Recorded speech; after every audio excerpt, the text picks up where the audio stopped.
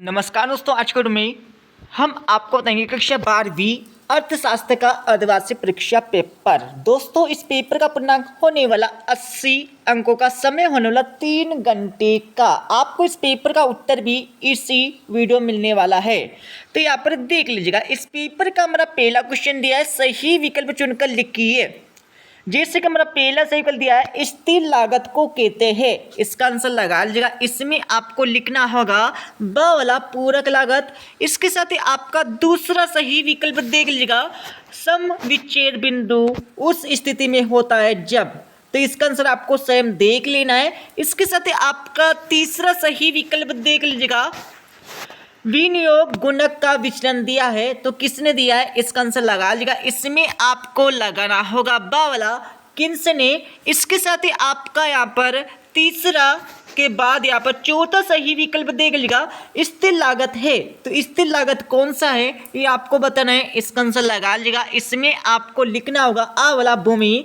इसके साथ ही आपका पांचवा सही विकल्प देख लीजिएगा, राष्ट्रीय संपत्ति का अंग नहीं है। तो कौन सा नहीं है, इसका आंसर लगा लीजिएगा। पांचवें में आपको लगाना होगा आ वाला स्थिर पूंजी। इसके साथ ही आपका छठा सही विकल्प देख लीजिएगा, आय तथा रोजगार का सिद्धांत किस अर्थशास्त्री ने दिया है। तो इसका आंसर लगा लीजिएगा। छठे में आपको लगाना होगा, क्या लगाना है इसमें आपको सा वाला प्रोफेसर किन्स आपको लगाना होगा। इसके साथ ही यहाँ पर अगला यहाँ पर क्वेश्चन देख लीजिएगा। क्वेश्चन 2 में आपको क्या करना है, खाली स्थानों की पूर्ति करना है। जैसे कि हमारा पहला खालतन दिया है, उत्पादन के साधन खालतन होते हैं तो कैसे होते हैं। इसका आंसर लगा लीजिएगा। तो इसमें आपको लिखना होगा, क्या लिखना है, 5 आपको लिखना है पहले यहाँ पर खालतन में। इसके साथ ही आपका अगला देख लीजिएगा, दूसरा आपका दिया राष्ट्रीय आय देश के खालतन की सूचक है। तो इसका आंसर लगा लीजिएगा। दूसरे में आपको लिखना होगा धन आपको लिखना है, ठीक है। इसके साथ ही आपका तीसरा खालतन देख लीजिएगा, मौद्रिक नीति खालतन द्वारा बनाई जाती है। तो तीसरे का आंसर लगा लीजिएगा। तीसरे में आपको लिखना होगा, क्या लिखना, भारतीय, अच्छे से लिखिए, भारतीय रिजर्व बैंक आपको लिखना है, ठीक है, तीसरे खालतन में। तो अच्छे से लिख लीजिएगा, भारतीय रिजर्व बैंक आपको तीसरे खालतन का आंसर लगाना है। इसके साथ ही आपका चौथा खालतन देख लीजिएगा, उपयोगिता मूल रूप से खालतन प्रकार की होती है। तो कितने प्रकार की होती है, तो चौथे खालतन का आंसर लगा लीजिएगा। चौथे खालतन में आपको लिखना होगा, सिर्फ यहाँ पर 2 लिखना है। इसके साथ ही आपका पांचवा खालतन देख लीजिएगा, व्यष्टि अर्थशास्त्र का मुख्य यंत्र खालतन है। तो पांचवें खालतन का आंसर लगा लीजिएगा। पांचवें खालतन में आपको लिखना होगा कीमत सिद्धांत। तो पांचवें खालतन में क्या लिखना है आपको, कीमत सिद्धांत आपको पांचवें खालतन का आंसर लगाना है। इसके साथ ही आपका छठा खालतन देख लीजिएगा, बजट सरकार की खालतन नीतियों का उपकरण होता है। तो छठे खालतन का आंसर आपको स्वयं देख लेना है। इसके साथ ही आपका सातवां खालतन देख लीजिएगा, औसत आगम को ही वस्तुता की खालतन कहते हैं। इसका आंसर लगा लीजिएगा। तो सातवें खालतन में आपको लिखना होगा, क्या लिखना है, उत्पाद की कीमत। तो अच्छे से लिख लीजिएगा, यहाँ पर सातवें खालतन में आपको लिखना होगा उत्पाद की कीमत आपको लिखना है, ठीक है। इसके साथ ही आपका यहाँ पर क्वेश्चन 3 देख लीजिएगा। क्वेश्चन 3 में आपको क्या करना है, सत्य और असत्य बताना है। जैसे कि हमारा पहला दिया, उपयोगिता व्यक्तिगत होती है। तो बिल्कुल होती है, ये हमारा सत्य हो जाएगा। इसके साथ ही आपका यहाँ पर दूसरा देख लीजिएगा, पूर्ण रोजगार का आशेष शून्य बेरोजगारी नहीं होता है। तो यहाँ पर दूसरे खालतन यहाँ पर क्वेश्चन का आंसर लगा लीजिएगा। तो दूसरा भी हो जाएगा हमारा सत्य हो जाएगा। इसके साथ ही आपका तीसरा देख लीजिएगा, तीसरा भी हो जाएगा आपका सत्य। और यहाँ पर हमारा चौथा देख लीजिएगा, उपयोगिता को मुद्रा से नहीं मापा जा सकता। तो चौथे का आंसर लगा लीजिएगा। चौथे में आपको लिखना होगा असत्य। और पांचवा आपका दिया, 5 हो जाएगा आपका यहाँ पर असत्य हो जाएगा।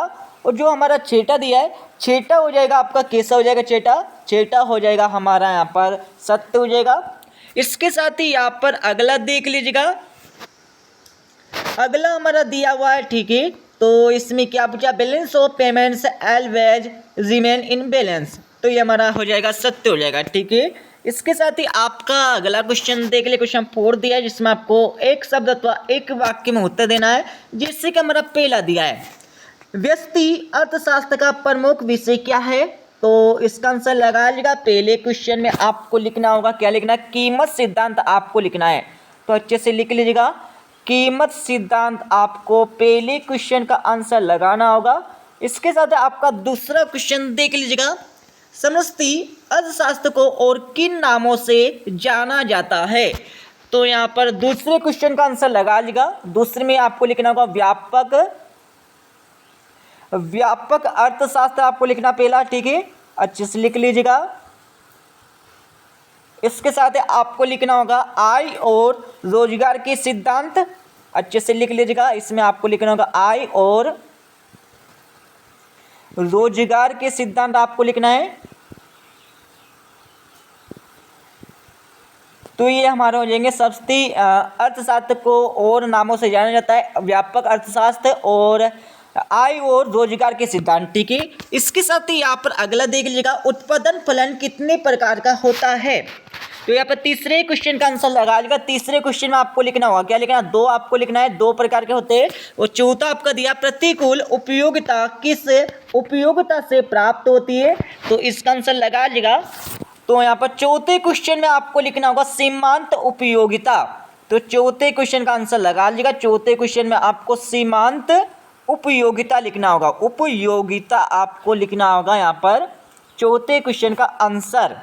पांचों क्वेश्चन देख लीजिएगा, किस प्रकार की प्रतियोगिता काल्पनिक होती है। तो इसका आंसर लगा लीजिएगा। पांचवें क्वेश्चन में आपको लिखना होगा, क्या लिखना, पांचवें क्वेश्चन में आप पूर्ण प्रतियोगिता आपको लिखना है, पूर्ण प्रतियोगिता आपको पांचवें क्वेश्चन का आंसर लगाना होगा। इसके साथ ही यहाँ पर हमारा छठा क्वेश्चन देख लीजिएगा, मान अधिकता किस कीमत में देखने को मिलती है। दोस्तों इसका आंसर आपको स्वयं देख लेना है। इसके साथ आपके दो नंबर क्वेश्चन देख लीजिएगा, अर्थव्यवस्था से आप क्या समझते हैं। और छठा क्वेश्चन आपका दिया कीमत तल क्या है। और सातवां क्वेश्चन आपका दिया व्यक्तिगत आय क्या है। आठवां क्वेश्चन आपका दिया मिश्रित आय से आप क्या समझते हैं। 9वां क्वेश्चन आपका दिया है राष्ट्रीय आय से क्या से। और 10वां क्वेश्चन आपका दिया परिवर्तनशील लागत से क्या से। इसके साथ आपका 11 वाला क्वेश्चन देख लीजिएगा, साम्य मूल्य क्या है। इसके साथ आपका 12वां क्वेश्चन दिया विनिमय क्या है। 13वां क्वेश्चन आपका दिया प्रवाह से क्या से। और 14वां क्वेश्चन आपका हो जाएगा, अच्छे से याद कर लीजिएगा। 15वां क्वेश्चन आपका दिया 15 के बाद 16वां, 16वें के बाद 17वां क्वेश्चन आपका हो जाएगा। 17वें के बाद 18वां, 19वां, 20वां, 20वें के बाद 21वां, 21वें के बाद 22वां, 22वें के बाद 23 क्वेश्चन में आपको सही जोड़ी का मिलान करना है। तो सही जोड़ी का मिलान कर लीजिएगा। जैसे कि हमारा पहला दिया जीडीपी का पूरा नाम क्या होता है। तो इसमें आपको लगाना होगा, क्या लगाना है, सकल घरेलू उत्पाद। इसके साथ ही अगला देख लीजिएगा, उपभोग फलन में आपको लगाना होगा, क्या लगाना है, क वाला। तो क वाला लगा लीजिएगा। और शुद्ध राष्ट्रीय उत्पाद में आपको लगाना होगा, कौन सा लगाना है इसमें। तो इसमें आपको यहाँ पर ये वाला लगाना है। इसके साथ ही चौथा देख लीजिएगा, प्रतिभूति विनिमय दर आपको लगाना होगा। तो इसमें आपको ग वाला लगाना है। और इसके साथ ही यहाँ पर पांचवा देख लीजिएगा, पांचवा आपका दिया आरबीआई का पूरा नाम क्या है। तो आप सभी को पता होगा भारतीय बैंक। तो यहाँ पर पांचवी में आपको लगाना होगा च वाला। इसके साथ ही आपको बैंकों का नियमन होता है। तो छठे में आपको लगाना होगा यहाँ पर अड़ा वाला, ठीक है। तो इस प्रकार से यहाँ पर सही जोड़ का मिलान हो जाएगा। पूरा का पूरा पेपर आप अच्छे से याद कर लीजिएगा, जिससे आप इस पेपर के माध्यम से परीक्षा में 80 में से कम यहाँ पर 75 अंक लेकर आ जाएंगे। ठीक है दोस्तों, मिलते हैं अगले वीडियो में। जब जय हिंद, वंदे मातरम।